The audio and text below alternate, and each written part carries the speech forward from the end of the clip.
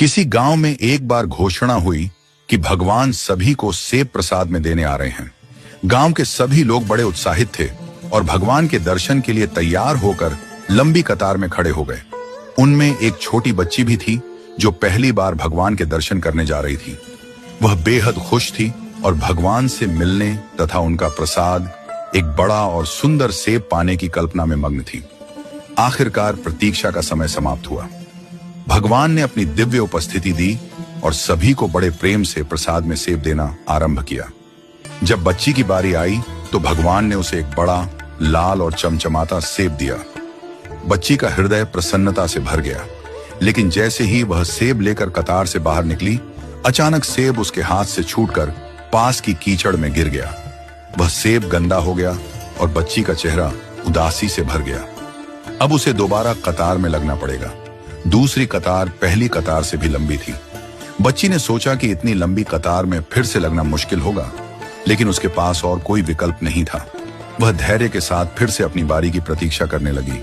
इस बीच कतार में खड़े अन्य लोग ईमानदारी से अपनी बारी का इंतजार कर रहे थे और प्रसाद के रूप में सेब लेकर जा रहे थे। बच्ची देख रही थी कि आधी कतार को सेब मिलने के बाद भगवान के पास सेब खत्म होने लगे। अब बच्ची और भी ज्यादा उदास हो गई। उसने मन ही मन सोचा, क्या मेरी बारी आने तक सेब खत्म हो जाएंगे? वह निराश थी, लेकिन यह बात नहीं जानती थी कि भगवान का भंडार कभी खाली नहीं होता। जब अंततः उसकी बारी आई तो भगवान के पास सेबों की नई टोकरी आ चुकी थी। भगवान ने मुस्कुराते हुए उसे फिर से एक बड़ा, सुंदर और लाल सेब दिया। इस बार भगवान ने बच्ची से कहा, पुत्री, तुम्हारा पिछला सेब एक तरफ से सड़ा हुआ था। वह तुम्हारे लिए उपयुक्त नहीं था, इसलिए मैंने ही उसे तुम्हारे हाथ से गिरा दिया। मैंने ऐसा इसलिए किया ताकि तुम्हें एक नया और उत्तम सेब मिल सके। बच्ची ने भगवान को ध्यान से सुना।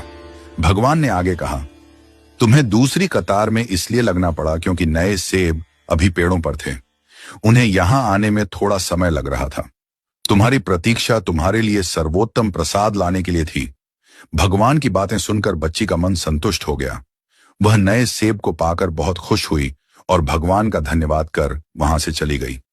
यह कथा हमें सिखाती है कि अगर हमारे किसी काम में विलंब हो रहा है तो उसे भगवान की इच्छा मानकर स्वीकार करें।